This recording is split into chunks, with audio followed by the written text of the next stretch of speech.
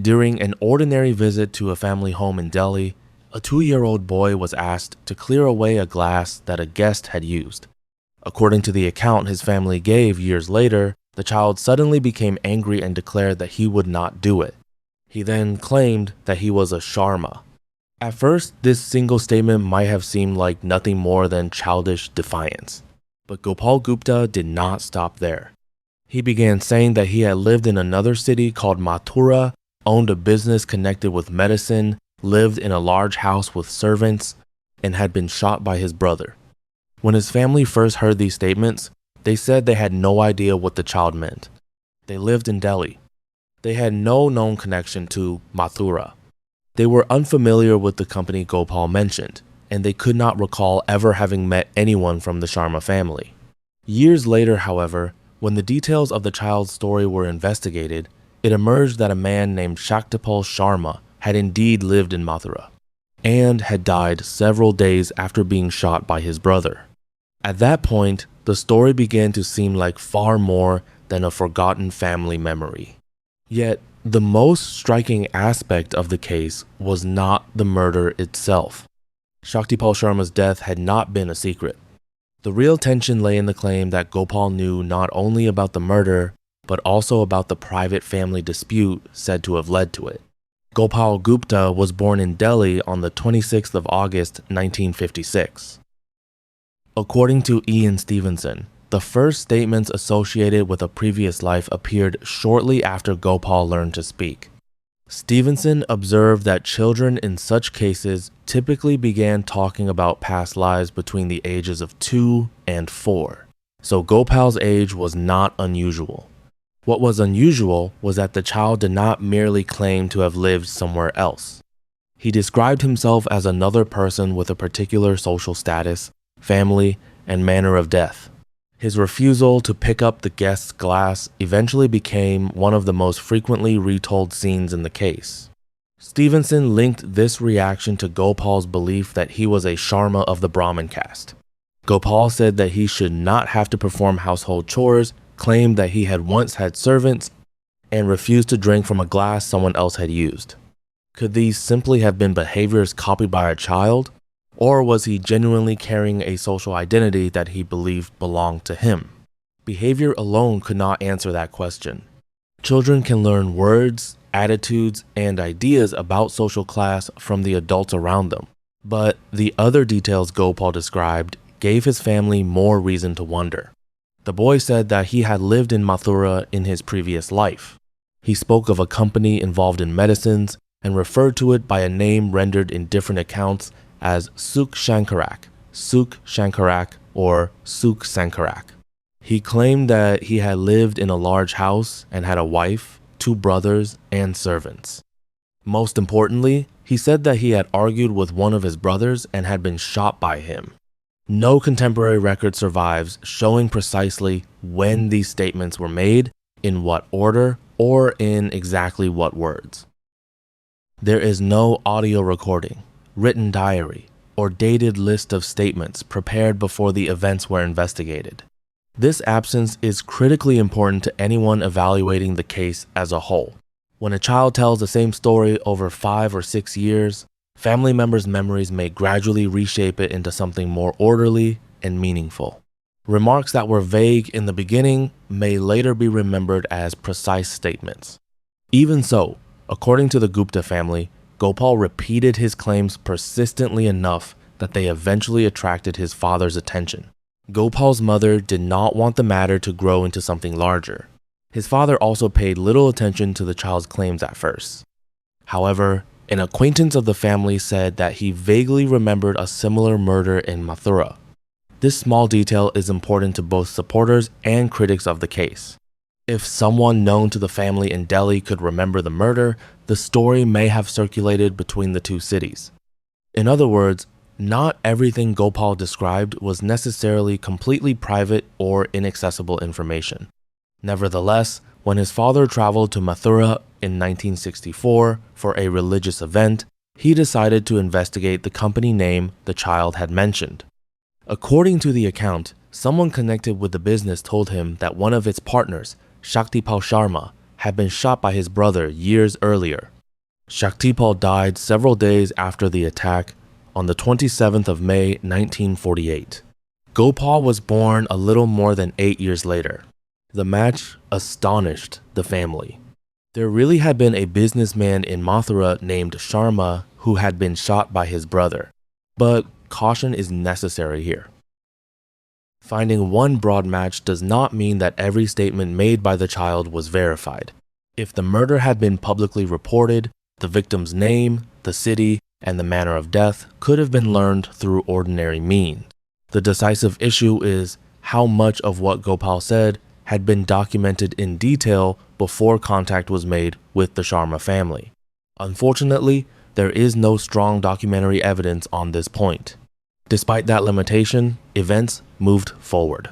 Some members of the Sharma family traveled to Delhi to meet Gopal. Gopal was later taken to Mathura, where he was said to have recognized certain people, photographs, and places. This is where the case becomes even more complicated. Recognition accounts are among the most compelling elements of alleged reincarnation cases. A child who reportedly finds the correct room in a house he has never visited, selects a relative from a crowd, or identifies someone in an old photograph can create a powerful impression. For such recognitions to have scientific value, however, they must take place under controlled conditions. The child must not have been told who anyone was beforehand. He must not be able to take cues from adults' facial expressions. Incorrect choices must be recorded just as carefully as correct ones, and the testing procedure must be documented in detail. There is no complete record demonstrating that these conditions were met during Gopal's recognitions in Mathura. Family members may have reacted with surprise. The child may have noticed a facial expression, a form of address, or some other cue from the environment. None of this requires deliberate deception. People, especially during emotional moments, can unintentionally reveal a great deal of information to one another. Even so, Gopal's behavior in Mathura reportedly made a strong impression on the Sharma family. He was said to have approached certain people in ways consistent with their former relationships, kept his distance from others, and shown familiarity with the house or workplace where Shaktipal had once lived and worked. His attitude towards Shaktipal's wife was considered particularly significant.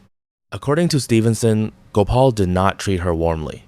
This was attributed to a financial dispute said to have occurred before Shaktipal's death.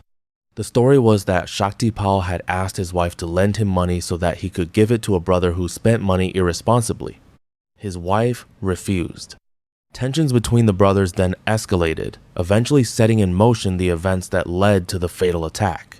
Gopal was said to have known about this dispute. Supporters of the case argued that this information differed from the publicly known facts of the murder. Although news of the death may have circulated, the request for money and the wife's refusal were supposedly private details that had remained within the family. If that claim is accurate, the case becomes difficult to explain through ordinary information transfer. How could a child who began speaking at the age of 2 know about a private family argument that had taken place years earlier in another city? Before asking that question, however, another must be addressed. When exactly did Gopal mention this detail? Was it before he met the Sharma family or afterwards? Were his words written down at the time? What exactly did he say? Was he asked a leading question? Did he adopt a story after hearing a family member describe the dispute? Unfortunately, the short sources currently available do not provide definite answers. Stevenson regarded the detail as important, but he became involved only years after the earliest events. Dr. Jamuna Prasad began investigating the case in 1965, and Stevenson took over the research in 1969. By then, approximately 10 years had passed since Gopal's first statements. Stevenson understood that the earlier a case was investigated, the less serious the problems of witness memory and information contamination would be. In his broader research, he gave particular importance to cases in which children's statements had been written down before any attempt was made to verify them. No such safeguard existed in Gopal's case. For that reason, However impressive the story may appear, the most honest documentary approach is to present both the matches and the lack of early records. Gopal's statements do not necessarily have to have been fabricated. Both the Gupta and Sharma families may have acted in complete good faith. But good faith does not make memory infallible. The human mind does not preserve past events like a camera. It reconstructs them during the act of remembering. When a story is told repeatedly, some details become more prominent, others disappear, and some may be added later without anyone noticing. Another interesting feature of the case is the limited emotional attachment Gopal showed towards his supposed previous life. In many reincarnation cases, children are said to insist intensely on returning to their former families and to miss their previous parents or children. After visiting Mathura, however, Gopal did not repeatedly ask to return. According to Stevenson, he did not request another visit after the journey in 1965. As he grew older, he spoke less frequently about the previous life. His refusal to perform household chores, expectation of servants, and belief that he held a high social position also faded over time. This can be interpreted in two different ways. For believers, the fading of past life memories as childhood progresses is a common pattern in such cases. For skeptics, the role adopted by the child would naturally weaken as the family's attention declined. Not all of Gopal's statements corresponded with Shaktipal's life. At one point, he was reported to have described an intermediate life in London between his death and rebirth. Stevenson did not regard this account as a reliable past life memory. He believed that at least part of it might have been a fantasy produced under the influence of leading questions. This detail is important because Stevenson did not automatically accept everything the child said. He could regard some statements as weak and others as entirely imaginary. At the same time, it suggests that Gopal's accounts may have contained free imagination alongside genuine matches. A child may have heard and remembered some accurate information, then filled in the gaps with fantasy. Alternatively, the families may have remembered the correct statements more clearly while gradually allowing the incorrect ones to fade into the background. Gopal's story appeared in a newspaper article in 1967. This shows that the case entered the public record before Stevenson's extensive report was published in 1975. The newspaper article, however, was not a record created at the beginning of the events. By that time, the two families had already met, Gopal had visited Mathura, and the story had taken on an established form. Newspaper accounts may present details such as the amount of money involved, route finding, and photographic recognitions with greater certainty and drama. But a newspaper report published at a later stage cannot, by itself, establish the reliability of the child's earliest statements. It only shows how the story was being told in 1967. In 1973, researcher Satwant Pasricha interviewed Gopal's mother in Stevenson's presence. She later stated that she could not reach a firm conclusion about the truth of the events, because she had not been involved in the case from the beginning. This candid admission is valuable in understanding the limitations of the evidence. However careful researchers may be, interviews conducted years later cannot fully reconstruct the conditions that existed at the start. Who first heard what and when? Which details came from the child, and which were interpretations supplied by adults? What was known before the families met? When the answers to these questions remain incomplete, even the most impressive matches cannot reach the level of conclusive proof. At the same time, it would be wrong to dismiss Gopal's case as worthless solely because of its weaknesses. It presents an alleged combination of numerous separate elements in a single person: the surname Sharma, the city of Mathura, the pharmaceutical business, the large house, the servants, the wife and brothers, the shooting by a brother, emotional reactions towards particular individuals, and the private financial dispute. If all of these details were genuinely stated by the child beforehand, a simple coincidence becomes increasingly difficult to accept. But the condition contained in the phrase, "if all of these details were genuinely stated beforehand," lies at the very heart of the case. There is no reliable list prepared before the events were verified. As a result, we cannot determine with certainty how many of the details that make the case appear strong were actually part of the original account. Several ordinary explanations are possible. The first is that Gopal may have unknowingly heard the murder story from an adult. Shaktipal belonged to a prominent family, and his death was known publicly. One of Gopal's father's acquaintances also remembered the case. The child may have overheard a conversation and later forgotten where the information came from. In psychology, this is known as source amnesia. A person remembers a piece of information but forgets how it was acquired. This may occur even more easily in children. A second possibility is that Gopal's earliest remarks were vague and that adults later matched them to a suitable story. Statements such as, "I had a large house somewhere else," or "my brother shot me," could apply to more than one person across a wide geographical area. Once a plausible individual had been found, the remaining pieces of the story may have been interpreted in light of that person's life.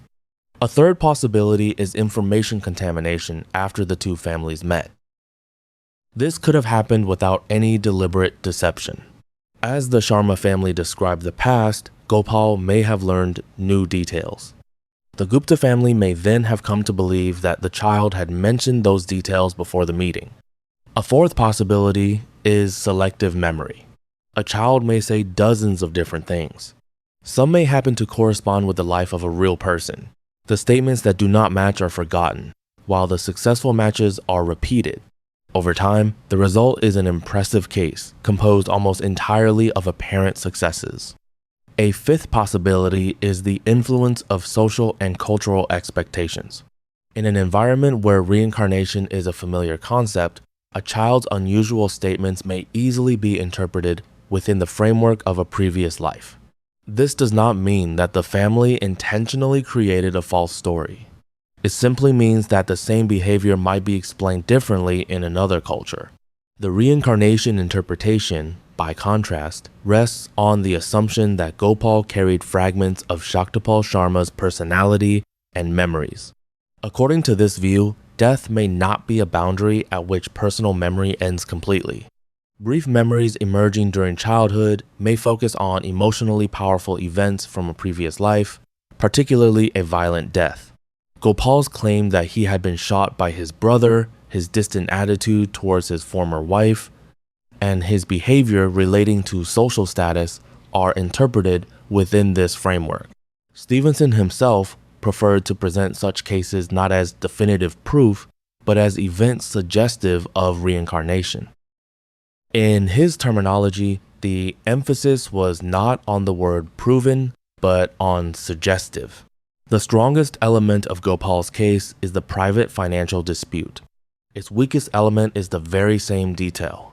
If the dispute had genuinely remained within the family and Gopal mentioned it before the two families met, ordinary explanations would face a serious challenge.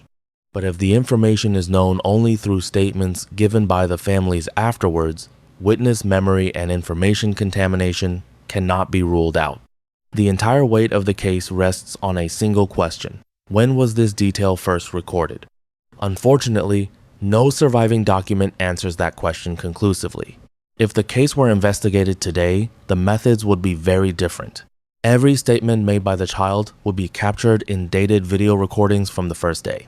The families would be prevented from contacting one another. Every detail supplied by the child would be given to an independent researcher before any attempt was made to verify it. Photograph and person recognition tests would be conducted under double-blind conditions. Incorrect selections would be recorded as carefully as correct ones. Company records, police files, hospital documents, and court records would be examined. Everyone around the child who might have known about Mathura or the Sharma murder would be interviewed. These precautions might not eliminate every ordinary explanation, but they would make the evidential value of the case far clearer. For these reasons, Gopal Gupta's story is not flawless proof of reincarnation, but neither is it an ordinary childhood story that can be dismissed without consideration. Statements said to have begun when he was 2 years old were later linked to a real murder case. The child was reported to have recognized certain people and places, displayed behaviors associated with the former personality, and known about a dispute said to have remained private within the family. On the other hand, his earliest statements were not recorded in advance. The murder was publicly known, the two families met before researchers became involved, and the recognitions were not conducted under controlled conditions. This is precisely why the case matters. It confronts us not only with the possibility of reincarnation, but also with the question of how reliable human memory truly is. Perhaps Gopal overheard a conversation as a child and forgot its source. Perhaps his family matched his vague statements to a real story from years earlier. Perhaps the two families gradually and unknowingly created a shared narrative. Or perhaps a small child genuinely remembered fragments of a life that did not belong to him. Today, there is not enough documentation to choose conclusively between these possibilities. Yet, the connection drawn between the murder in Mathura and the words of a child in Delhi still leaves behind a disturbing question. Was Gopal merely describing a death that anyone might have heard about, or did he truly know a secret that only Shaktipal Sharma's family should have known?